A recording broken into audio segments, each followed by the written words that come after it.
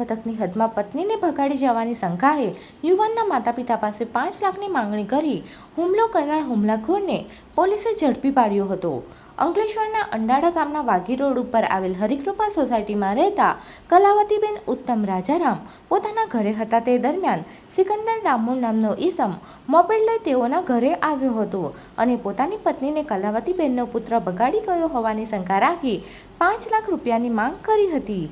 મહિલાએ રૂપિયા આપવાની ના પાડતા સિકંદર ડામોરે મહિલા અને તેના પતિ ઉપર ધારદાર લોખંડના સળિયા વડે જીવલેણ હુમલો કરી ફરાર થઈ ગયો હતો. મારામારી અંગે અંકલેશ્વર બી ડિવિઝન પોલીસે ગુનો નોંધી ગણતરીના દિવસોમાં હુમલાખોરને ઝડપી પાડી વધુ તપાસ હાથ ધરી છે. પોલીસ સૂત્રોના પાસેથી મળતી માહિતી આજે બપોરે 2 કલાકે સામે આવી હતી. Subscribe now and press the bell icon. Never miss an update.